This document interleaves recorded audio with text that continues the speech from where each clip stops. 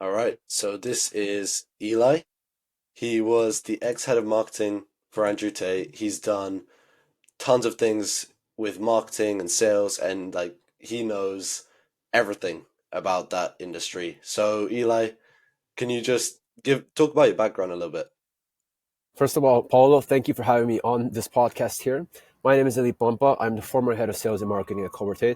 I've worked with a few other operations as well. We've been very successful, but that's my main expertise.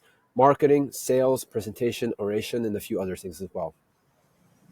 It's so, first of all, like, how did you start working for Cobra Tate? So it happened way back when I joined the War Room in 2020. I joined the War Room. I paid for the men's networking group. I used my last money to join when I was back in Canada, just sitting in my mom's basement.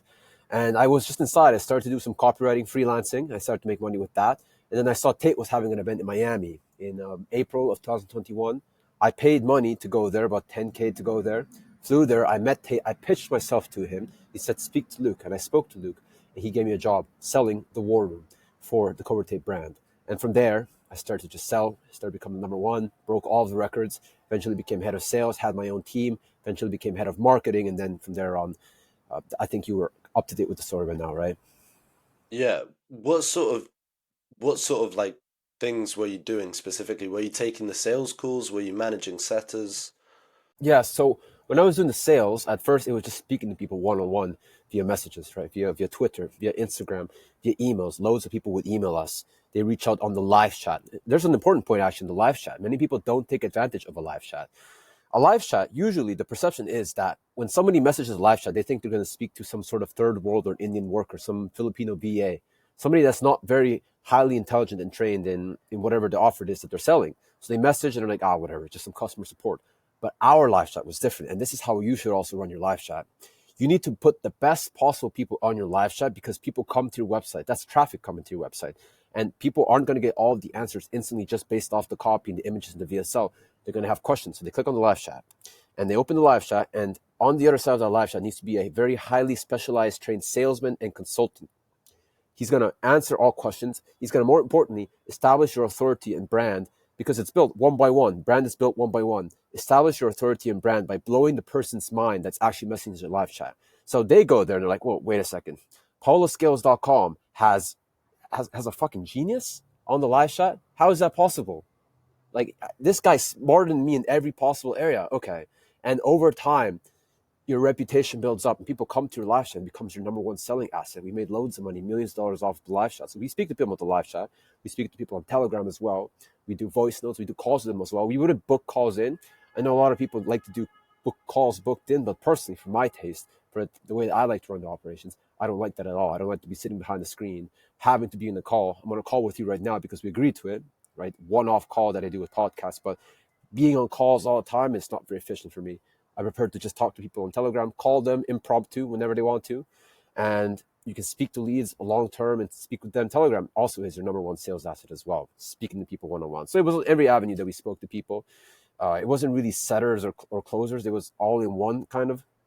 We'd speak to everyone because that's another philosophy that people don't quite understand about sales is that, yeah, speak to all the qualified leads, all the leads that have money. Excuse me, all the leads that have money. Those are easy leads anyways. You should close all those guys. Like, they have money. Like, why wouldn't they buy? You're just a shit salesman if you can't sell them. All the guys who don't have money, you should speak to as well. Because look, Paulo, do you intend to be where you are financially in the next 1 or 2 years, exactly where you are right now, or do you intend to grow? Just intent to grow. Absolutely, right? So if you couldn't afford a product today that you needed, but you could afford it later, and somebody spoke to you today that you should 100% join in and it made all the sense in the world, but you just didn't have the money, would you then buy it 2 years later when you had the money? Exactly, right? And that's sales. Sales is taking the immediate leads and then also working all of the other leads. And it builds up your brand perception as a whole. It's all done at the ground level, which is why anybody who messaged me at Cloud Profit, which is my agency now, and also my info and consulting business, they can get to speak to me directly. I'm not never too busy to speak to anyone. They can talk to me, ask me questions, because I know if they don't buy today, they will buy tomorrow, or they will buy the next day, the next month, next year. It doesn't matter. People come back to me months or years later saying, I had a conversation with you months ago, years ago, and you convinced me to buy, and now I have the money, I'm ready to join in. Let's do this, right? That's how you build a long-term sustainable business, because we're not here for just opportune moments of money grabbing. No, we're here to build sustainable, long-term, solid, powerful businesses, right? Yeah, Hope that answers your question. yeah, for sure. And Yeah, great. what did like the funnel look like in terms of different stages, and what results were you guys getting as well? If you can talk about any of the numbers. Yeah, so the way that our phone looked like was, first of all, at the very, very start, it was Tate on Twitter and it was Tate on YouTube with Tate Speech, right? We also had the Tate Confidential, which was the lifestyle blogs, but that was separate, right? So you had the Tate Confidential, that was all the social proof of the lifestyle and all the stuff that we did, the cars, the woman, whatever, right? Traveling. Tate Speech, where he talked about topics, education, wisdom, entertainment also. And on Twitter, he just talked shit, right? So that was the initial traffic. Now you get to a point where you max that out. The reach on those platforms reaches diminishing returns, so then you have to scale further. That's when we did the affiliate marketing strategy. Luke created that. Let me make this very clear. I will always repeat this: that Luke came up with it, he created it, he ran it, he still runs it. I was on the sales side of things, bringing the most common objections and the best selling angles of real time people speaking to leads one on one, right? Because as everybody knows, marketing is just sales to many people. So we take that, put that into the marketing. My team also now, Club Profit, which consists of the 17 of the 25 marketers who generated 99% of all traffic, they took those and they made those into clips and they made Tate go viral all over the internet, right, with all the traffic. So that was the top of the funnel. It was short form content funneling towards then your long form, because it's not enough for somebody to watch a 30-second or 1 minute reel. That's not enough. Even if they watch multiple of those, that's not enough. They need to sit down, watch you in a podcast, watch you in a long form setting, so they can get to trust you, they get to know you, right? So it was short form content, top of the funnel, long form content, Twitter as well as an auxiliary. And then you'd go through into the email list. You go on the website, covertate.com. Okay, what's there? Email list. Okay, sign up for the email list. Join the Telegram channel. Right? And those, actually, the email list was their biggest money printer ever, because it was a personal email coming directly from Andrew Tate himself. Andrew Tate usually wrote those, and then it became Luke who usually wrote those, and then it was Luke most of the time. I worked on some of the copy. I edited some of the emails. That was my role. Again, I'm very honest exactly what I did. I never claimed to 100% made Tate famous or done all the copy, all the funnels, and made all the marketing. No, absolutely not. I'm only speaking from my own personal experience, but that was how the funnel basically worked. Short form content, long form, and then you had middle of the funnel where you had email lists, you had Telegram channels, and then you had the real world, which was our low ticket $49 per month offer to make money, and then you had the war room, which is a higher ticket upsell at $7,979, which was the solution to all the other problems that you had apart from money. That's how we were positioned. So that was basically the funnel. Yeah, makes complete sense. So you were talking about how you sort of focused on the Yeah. sales side, Yep. and the objections. Correct. So is there any sort of strategies for the objection handling, or any common objections, and or a framework that you use? How do you go about handling objections? Well, I believe objections only come up when you haven't properly identified the other person's point of view in life. If you understood somebody completely and exactly what they needed, would you really have an objection? You wouldn't have it, because you know, okay, this person, let's say they lack money. That's their objection because they're scared. And you knew this beforehand. That objection is not going to come up later on. It's an inadequate fact finding process to why objections actually come up. So our fact finding process was very in depth. Right? We'd ask a lot of questions. We'd learn to feel people's words through the screen. We'd read them. Okay, I think this person's broke. And over time, you get a gauge. This is like the soft skills, the more intangible skills that you develop as you become a very masterful salesman. You learn to read people through text, read people through their faces, through their facial expressions.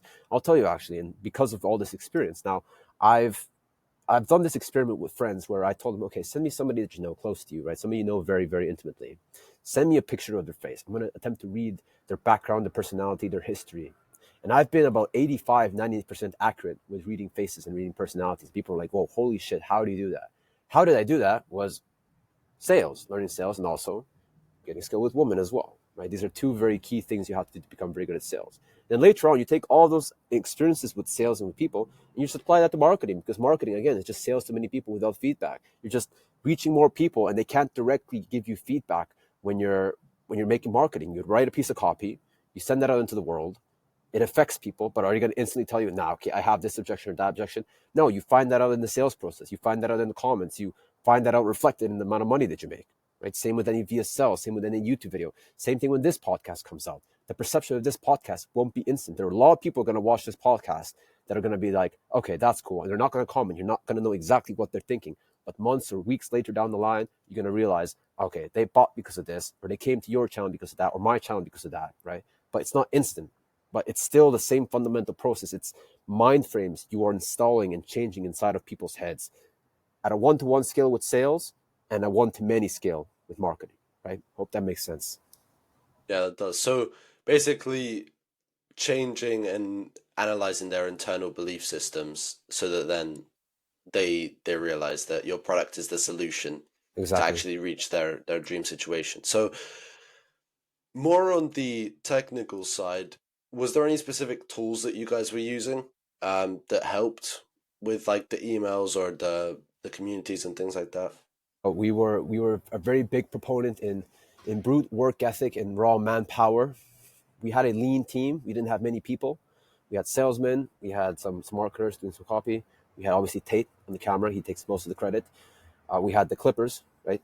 Excuse me, making the videos, put them on the short form content on TikTok, on Instagram, on YouTube Shorts. It's quite a lean team, really. And the way that we communicated, even we didn't even do group calls. We didn't call with each other really, if at all. We did just text on Telegram. Telegram was our biggest communication organizational channel. We'd put stuff into group chats, organize people into group chats. We'd organize our channels. We'd put together the assets there. We use a Google Drive to store stuff. We just talk on text all day. And if we even have to work in real life, we barely even talked. Right here, I'm sitting in front of the table. We have other seats right here beside me. We just sit there, 1, 2, 3, 4, and we work in silence basically for like hours and hours and hours. We didn't have to talk. We were all on the same page, right? So, I mean, in terms of tools, I guess with email software, we used to use Sendinblue, and then we moved over to something else after. And and then using the real world, it was on Discord and later moved on to the platform that we created. But it was all the same thing, which is writing on text, organizing stuff, putting them into a folder, delegating, using Telegram, making systems on Telegram, which is very useful with the different channels and the comments that you can do. You can get very creative with reactions to stuff. It's all very rudimentary tools that we need, and that's all you really need to build a 9-figure business. It just focus in, put the systems correctly. We hardly even use any automations, really. We hardly use Zapier. We hardly use any of these things. We just put them together, had some automations with Python for different things on the accounting backend, but that's about it, really. It's very, very simple. It's a lot more about just your front-facing figure, the person who's speaking in front of the camera, and the skill of your marketers and your salesmen in actually convincing people to come in to what you have to offer, right? That was the biggest needle mover. And obviously you spent like 2 years, spending time with Andrew and or with the Cobra Tate team. So what was like the one biggest lesson that you got from all of that?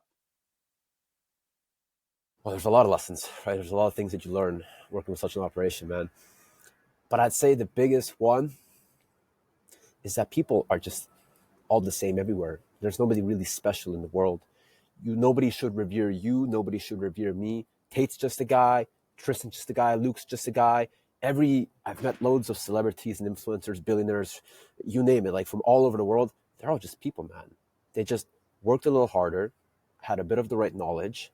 They removed distractions. They removed energy draining influences and allowed themselves to just work freely and do the things they want to every single day. And they did that compounded over many, many weeks, months, years. They put themselves out there. They met the right people. And that's about it. Nobody's really special. Everybody's born tabula rasa, a blank slate. And everybody builds himself up from that. So, I mean, it's absolutely possible for everybody. You just need to know the right things in your mind. And that's where it all starts, right?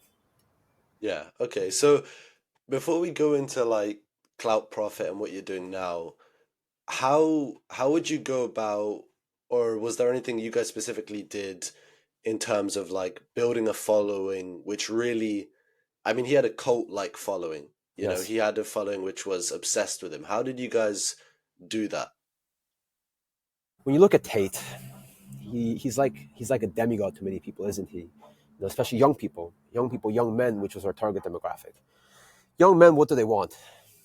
They want girls, right? They want money, they want power, they want all these things, right? When they see a guy who is not your traditionally good-looking guy, high school cool Chad, I see Andrew Tate.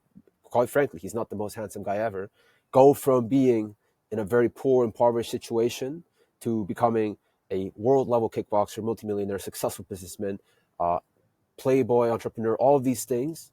You're gonna be like, wow, how did he do it? It seems almost inaccessible, inachievable. And when it seems inachievable, inaccessible, you form an image of the person, which is almost, again, like a demigod. And that's what you require in a cult. you need to really believe that the person you're following is better than you fundamentally, and they do that via all of the external accessories. Are they actually better than you? No, but that's the perception that people have of you, right? That's the very first step. And then after that, once you have people hooked, once they're dazzled, once they're like, this guy can do no wrong, he doesn't shit, he doesn't pee, he's perfect, then you reprogram their ways of doing things, their ways of speaking, their ways of dressing, their ways of looking and acting through the world. Like people start saying stuff like, "Oh, hey G, what's up G," or "Top G." They start to, they start to smoke cigars and play chess. All these things. These are all things that were done meticulously to change people's habits and lifestyles. Because what a cult is a sect of the population which speaks in a different way, talks in a different way. Again, does different things, and they all do it within their sect, right? You could argue that anything is a cult. You could argue that religion is a cult. You could argue that political affiliations are a cult. You could argue that economics, capitalism, all these things are cults because you all follow a certain predetermined way of looking and talking and seeing the world.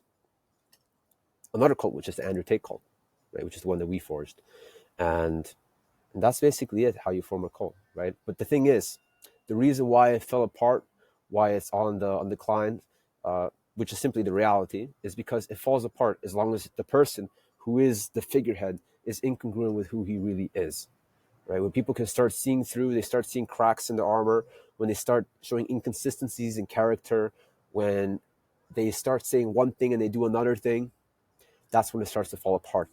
And if the person who is actually leading the cult is not that person 100%, well, then eventually it's going to collapse, right? So that's the way it goes with all cults, man. That's the way it goes usually. Yeah, that makes a lot of sense. And so what are you doing right now? Right now, I run Cloud Profit. Cloud Profit is an agency and it's an info consulting business. So agency side, we take clients and we scale them up, creators and marketers, and we teach them to be masterful marketers, presenters, orators, and salesmen, right? We go into their processes, we go in and we do stuff. I don't prefer to do that. If you want to hire me, it's going to cost you way too much money. I don't recommend that. I don't want to work with most people because 99% of offers, I cannot get behind heart and soul and mind, right? I have to truly be invested into it. So, which is why I started Cloud Profit Academy, which offers the same thing, but it's done with you and do it yourself. I put together an 8-week video course and written course, complete with assignments. We can go through and you get my consulting for 6 months. You can speak to me directly. You can speak to my team, also my extended team. And we can basically take you through the whole process of what it takes to start a brand or business, from the branding, the backstory, the belief systems you have to get very clearly defined to install inside of people's minds, to creating the assets, creating the VSLs, which I've been able to generate over 8 figures, my VSLs and my landing pages that I've created for people, get the sales offers, the sales structures done correctly, hire people, teach them to be masterful salesmen. The reason we were the best salesmen in the world is because at the Cobra operations, because we sold to all different demographics of men. We sold to Polish people, we sold to Africans, we sold to Americans, South Americans, Hawaiian people. It doesn't matter where you're from. No other sales operation does that because usually sales operations sell to a particular demographic. We sold to everybody from every single walk of life because the war was the solution to all of a man's problems. So we have the best possible sales methodology. You learn that, you install that to yourself and your team. You go on, you start creating marketing. You conquer YouTube first, which is the best possible platform to grow from zero. Get your long form, get that created. Go on the other platforms, Instagram, go on X, Twitter, go on everything that you can. And then later on, you also have to become a masterful orator and presenter. Oration, speaking, it's a communication. It's the lag between your thoughts and your words. How quickly can you express your thoughts and how accurately can you express your thoughts? How convincingly can you speak to people, right? How can you move your hands? How you can manipulate the energy around you, the space, using your eye contact, using your body language. And then it's just becoming the person that you're supposed to be, doing everything you want to do all the time. Genuinely, I can tell you, I wake up in the morning, I do exactly what the fuck I want to do every single day. And that gives me an aura that's impossible to replicate because you look around you, most people are going to jobs they hate, living lives they don't want to live. Even entrepreneurs, the most successful entrepreneurs are tied to their businesses. They're tied to saying things they don't want to do. They're stuck in relationships that they don't want to. I have none of those things, right? And I teach people how to reverse engineer that process for themselves. You're not going to be me. I'm not going to be you, but you're going to find your ideal setup in life. That's going to give you the maximum aura possible. And once you have that setup, we also have a specific book that I talk about, which talks about the mechanism behind charisma, mechanism behind why somebody is influential, why somebody else is not influential, right? Because I have a few examples that I can give quickly. First example is you take 100 people, you put them into a room, one person is going to emerge a leader. He's not necessarily going to be the most intelligent, not necessarily going to be the best looking, not necessarily going to be the richest. He's still going to be the leader, right? We all know that cool person in high school who was a bit short, who was a bit ugly, but everybody loved him. All the girls loved him. Why was that, right? You can take an interaction between a person and this person tells you to do something. Here's another example. This person tells you to do something and it doesn't quite make sense. It doesn't line up logically, but we still somehow do it. We're just like, okay, fuck it, I'll do it. Why is that, right? Well, what is this mechanism? Final example I'll give is the lion tamer example. How does a lion tamer tame a lion? A lion tamer tames a lion with his eyes. The moment the lion tamer stops looking at the lion in the eyes, the lion devours him. So you got to think how much power is actually behind a person's eye contact if used properly. The lion is a massive magnetic energetic beast. This thing, like it's has so much force behind it. The lion tamer has to be so powerful internally to affect this lion and control him only with his eyes, because of course he has an apparatus he uses to keep the lion at bay, but it doesn't really help. It's just a stick. It's just a little thing that he has. The lion can devour him anyways. Now imagine taking that same applied force of eye contact and applying it towards humans, towards your content on the camera. That's when you become magic on camera. And that's exactly the biggest thing that nobody else talks about in any personal branding course. You see these guys now pivoting towards personal branding, Iman Gadzhi, Jordan Welch, a bunch of other guys doing personal branding stuff. None of these guys talk about this stuff because none of these guys understand these topics the way that I do, the way that I was taught and been able to master when I was working at the Cobra operation. Once you have that, then you got to work on then your overall branding and your overall symbols and stuff. There's certain symbols that we utilize, such as the chess piece. We attach music to it because you got to remember, we have 5 ways of perceiving things as humans usually, right? We have the sight, we have the hearing, we have the smell, the olfactory system, we have the taste, and we have the touch. Now, the most powerful ones are going to be the visual and the auditory. When you hear, what do you think of? You think of Tate, right? It's obvious. But now that song has been anchored towards Tate. Now you think of Tate every time you think of that song. It's the same way you think of a song. You think of the ex-girlfriend that you listen to a song with. Now you think of her. You think of a family member. Or even the smell. If you smell something, it reminds you of a certain place that you were before. Now you remember that. Those are all anchors that are tied to our modalities. And you need to find those ones attached to your brand, attach them to your brand so people can remember you in more ways, because you have to live rent-free inside of people's minds, not just with your content, but in every possible auxiliary way.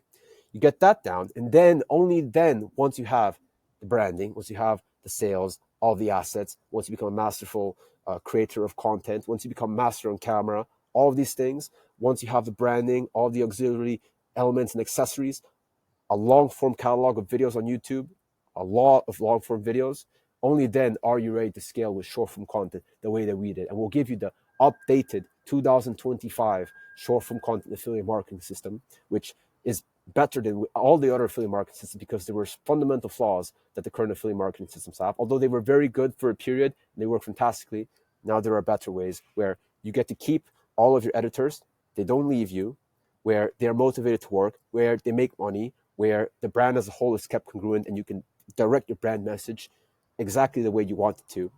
All of that is taught inside of week 7 of Club Profit Academy, along with the lessons from the #1 top organic affiliate for both the Cobra operation and the Luke Bummer operation, because a lot of the guys went from the Cobra operation, they went to the Luke Bummer operation because the Cobra operation affiliate marketing system had some serious flaws. So they went over to the Luke Bummer operation and they also became the #1 guys there because it was the skill difference. Again, I say 17 of the 25 marketers who generate 99% of all traffic. So what does that make the 1% of the other traffic from?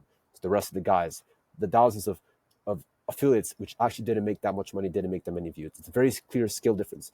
The reason why the skill difference existed was because the lessons inside of the real world were simply not enough. The people inside that became the best had to develop their own sauce, had to develop extra techniques, extra tricks, extra knowledge, and we put all of that from the #1 guy and all of the people also on the team into a course inside of week 7 of Club Profit Academy. Week 8, I talk about the Tate secrets, and that's all I'll say about that. But that's my 8-week methodology. Already been having massive success. People have been making hundreds and tens of thousands of dollars. And can I plug my stuff now, or you have more questions? Or Got more questions, but go Cloud ahead. Profit on YouTube, right? Oh, Profit on YouTube. Yeah. Any questions you have, bro? I'm an open book for you. Yeah, so on the YouTube side, like it sounds like you're super bullish on that. I am definitely as well. Yep. Good. Uh, I haven't me personally as well. I know a lot of people that are in my space trying to figure it out, and we're not sure like how to do it. I mean, I work with William Brown, who's quite big on YouTube. Nice. He's doing like 460K a month. He's doing pretty good, and a lot of that's from YouTube. But we're just yeah, like what? How do you go about creating a YouTube channel that not only gets views but is also able to then convert those into customers? So you have to have your offer defined, right? Once you have your offer defined, you create marketing around that. You have to get all the backstory, all the branding. You have to get the belief system that you need people to understand. And then from there, you just use YouTube fundamentals. You got to nail the title. You got to nail the thumbnails. Those are the most important things because you got to think in the mind of a viewer. What's the first thing they see? Thumbnail, title. Click on that. Then it's the first 5 seconds of your video. It has to catch them and it has to hook them, right? And the way that you hook people is through copy, through the words that you use. It has to be directly related to the title. It has to remind them why they're there, what's the benefit for them. The person in front of the camera also has to demand attention. That's one thing that I teach inside of Cloud Profit Academy that nobody else teaches is that you have to demand the attention to the camera. And you do that via mantras that you repeat inside your head. I'm not going to spill all the sauce here, but you use mantras inside of your head in order for people to demand attention when you speak in front of the camera. You do that, you have B-rolls, you have other visuals and stuff also that can assist you. But then you have them hooked. The first 5 seconds, and keep watching. They understand why they need to watch the rest of this video. Then they're hooked, and they're going to watch most of the rest of the video. And then it comes down to retention rate. Keep the retention rate high. And then you also have to insert selling points. Every single YouTube video that you create is basically a VSL if you've done it properly. Slightly different angles on each VSL because of the different topics you have on your channel. But again, all the topics you should have planned beforehand. You should know exactly what you need to talk about. It's all very meticulous when you understand exactly what you're doing with marketing, right? Yeah, that makes sense. And for the VSLs which you mentioned, is it just a similar structure to YouTube videos? Like, how do you go about creating a VSL as well that's going to convert? Well, it's again same principles with hooks, same principles with why they need to watch that, but you go more into depth with the selling points. You're more thorough. Use certain elements. Use takeaway closes. Use crossroads closes. Use who is this for? Who is this isn't for? Use a hero's journey. There's a lot of different elements you weave into creating the story. Right? Depends on your skill also as an orator, your skill as a presenter, your skill also in terms of copywriting, in terms of speaking in fascination, speaking in terms of hooks, all this kind of stuff. I share my formula inside of Cloud Profit Academy. I'll keep plugging it. You can just go through, okay, here's the lead, here's how you do the problem introduction, then the solution introduction, then in the guru introduction, then the whole hero's journey, and then the resolution, then you introduce the product, then you have the benefits, then you have the bullet points, and you have the takeaway close, like all the steps, 1, 2, 3, 4, 5, so you can just plug and play and you make your video saw, right? Because I think it's quite systemized. Obviously, as you become an expert, and here's the thing, you start off with a framework, use the framework, but then as you become an expert, you can play, okay, maybe I can move this around here. How does that affect things? Move that down instead. Oh, that's even better.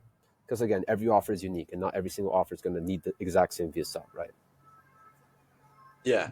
And how do you go about I know you've got your own Telegram community. Yes. It looks like you're saying good morning every morning. You've Yeah, got a yeah, bunch of these messages that you do. yeah. So what's your strategy behind the Telegram? My strategy behind the Telegram is I am the most high energy person that I know. I will message there with very high quality content, very high quality belief systems inside of people's minds every single day. You can go on there on any given day and extract value from there, improve your life, learn things about marketing, about sales, about presentation, about oration, and other esoteric topics that you're not going to get anywhere else. I do the GMs because who doesn't love a good GM, right? I say Pampa because Pampa. That's my name, Pampa. Pampa. But these things, are simples inside of that you curate your audience around. Now people just I put a tweet out, I say Pampa, and I get 30, 20 likes. It doesn't mean anything. It just doesn't mean anything. It's like top G, right? But these are things that you incorporate into your brand. People ask, what is this? So it's all on purpose. Yeah, that makes sense. And for the other platforms, like for email, LinkedIn, things like that, or X, yeah, what are your guys's? Are there any specific strategies or um, processes you had in place to generate results from them? The way Cobra did X was he spent most of the time on X because the thing is, X is your thoughts, there's your ideas. You can't really outsource that. You got to be the one speaking all the time on X, unless you're having like a more generic business type brand where you can speak about generic platitude type topics and other education. You can probably outsource that, right? But if it's a personal brand, it has to be yourself on X. Obviously, you're going to have copy coming in from other places. You can retweet that. You're going to have testimonials. You can have a team preparing that, of course, but that's X, right? It's more multimedia. It's a lot harder to grow now. It's not as high ROI as it used to be. You used to have all the rich people there. All of the best leads were on Twitter, where most of the money was made. Now it's on YouTube. So it's kind of shifted over. Instagram is very cool for branding. People can see nice pictures of you, lifestyle, use stories to great effect. You can grow through short form content also there as well. It's very effective. TikTok has been a bit less strong for personal brands. Now it's moving over more to TikTok Shop, which is what they're pushing more. YouTube Shorts is also a decent place for conquering. I have no experience with LinkedIn. We never use LinkedIn. I'm not going to speak about something I have no experience about, but that's about it. Really, it's not that complicated. Really, YouTube is the number one. It will always be the number one for the foreseeable future. You should become very good at it. You should master it. It's going to make you the most money. Even with a small follower count, you can make hundreds of thousands of dollars a month, as I have so far. Yeah, for sure. Yeah. I think, yeah, like you said, I mean, LinkedIn as well, it's sort of like 2016 Twitter right now, but I am a bit biased. I do agree as well on the YouTube stuff that it's like if people can watch, a 40-minute video of Yeah. you, they're so much more likely to buy. It's a hierarchy of influence. I've never seen people break it down like this. What's the hierarchy of influence? It's what's the most powerful way to influence someone.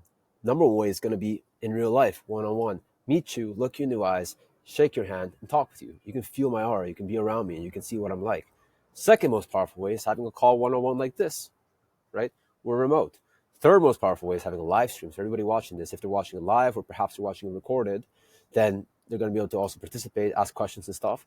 Then the fourth most powerful way is going to be a YouTube video, a podcast that's pre-recorded. And it's actually the most scalable way because you can't have a one-on-one interaction with everybody. You can't go meet everybody in person. You can't call everyone. You can't live stream 24/7.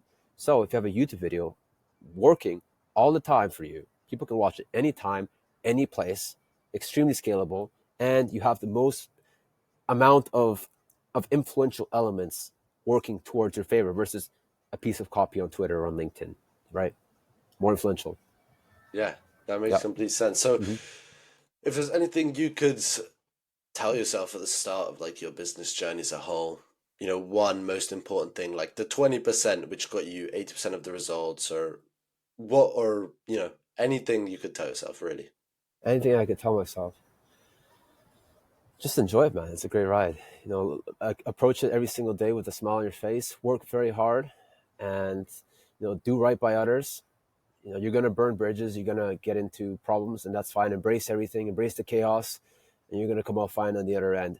Also, very important for all you guys who are struggling with money, all you guys who are not yet quite so successful, is that it will get better. You're gonna have days when you're down to your last $5, perhaps. I remember not too long ago, even a few years ago, I was down to because after I quit the Cobra operation, I kind of blew through all my money on purpose. I didn't like where the money came from. I was down to my last money. I was down to like €5, €10 between me and my buddy, and we bought two kebabs for $4.90 each, and we had about 20 cents, bought a water, and that was it, right? Next day, bam, 5-figure checks hits. That's how it works. You go down to the wire. Never be afraid. Never be afraid. Everything's always going to come pick up. As long as you're putting in the work, as long as you're doing everything in good faith, honesty, and earnestly. Yeah. All right. I think that was tons of golden nuggets in there. I appreciate Yeah. you coming on. My pleasure, Uh, Paulo. and is there any other socials apart from YouTube that where people can find you? Yeah, so YouTube is the main one. YouTube.com/@cloutprofit. You should join our Telegram channel also. T.me/cloutprofit. Clout Profit is spelled CLOUTPROFIT. Also check out cloutprofit.com as well. You can find out more about Clout Profit Academy. And also my Telegram channel. You can join semi-regular live calls I have. Where you can speak to me directly. And also in the description of the Telegram channel, you can find my personal Telegram handle. You can message me with any questions. I'm always open to speak to anybody. I'm never too busy or too important, guys. Amazing. Thank you. Thank you so much, Paulo. No worries.